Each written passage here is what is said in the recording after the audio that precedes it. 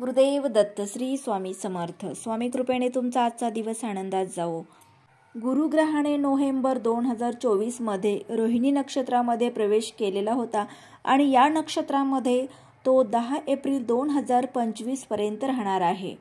मित्रांनो, ज्योतिषशास्त्रानुसार प्रत्येक ग्रहाचे ठराविक वेळेनंतर राशी परिवर्तन आणि नक्षत्र परिवर्तन होते, ज्याचा शुभ किंवा अशुभ प्रभाव 12 राशींपैकी काही राशींच्या व्यक्तींवर पाहायला मिळतो. ज्योतिषशास्त्रात गुरुग्रहाला ज्ञान, सौभाग्य आणि सुख समृद्धीचा कारक ग्रह मानले जाते. गुरुग्रहाने नोव्हेंबर 2024 मध्ये रोहिणी नक्षत्रामध्ये प्रवेश केलेला होता आणि या नक्षत्रामध्ये तो 10 एप्रिल 2025 पर्यंत राहणार आहे. गुरुच्या या नक्षत्रातील प्रवेशाने काही राशींच्या व्यक्तींवर त्याचा शुभ परिणाम पाहायला मिळणार आहे. गुरु करणार आहे मालामाल. त्यातील पहिली रास आहे सिंह. सिंह राशीच्या व्यक्तींना गुरुच्या नक्षत्र परिवर्तनाचा शुभ परिणाम पाहायला मिळेल. या राशीमध्ये गुरु 10व्या घरात विराजमान असणार आहे. त्यामुळे या राशीच्या व्यक्तींना प्रत्येक कामात यश मिळेल.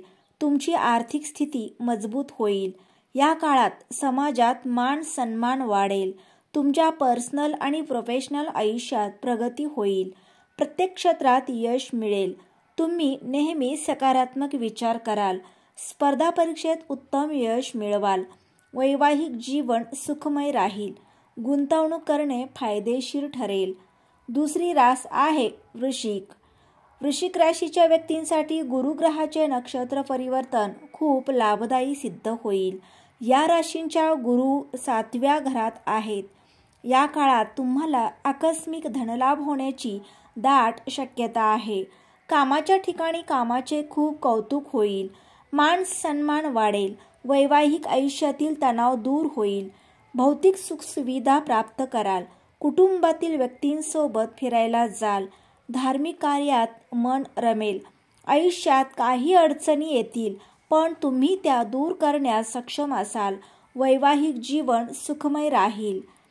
तिसरी रास आहे मकर. गुरुग्रहाच्या नक्षत्र परिवर्तनाने मकर राशीच्या व्यक्तींना अनेक सकारात्मक परिणाम पाहायला मिळतील. या राशीमध्ये गुरु 5व्या घरात विराजमान आहेत. त्यामुळे या काळात कुटुंबात आनंदाचे वातावरण असेल. आर्थिक स्थिती मजबूत राहील. अचानक धनलाभ होतील. या काळात मकर राशीच्या व्यक्तींना अनेकदा कामामुळे दूरचे प्रवास करावे लागतील. आयुष्यात अनेक मोठे बदल पाहायला मिळतील. जोडीदाराबरोबरचे नाते अधिक घट्ट होईल. कर्ज फेडण्यास मदत होईल. नवीन गोष्टी शिकण्याची संधी मिळेल. वरिष्ठांची मदत मिळेल. विद्यार्थ्यांसाठीही हा उत्तम काळ असणार आहे. मित्रांनो, आजचा व्हिडिओ आवडल्यास लाईक करा, शेअर करा. चॅनेलवरती नवीन असाल तर चॅनेलला सबस्क्राईब करून सपोर्ट करा. श्री स्वामी समर्थ.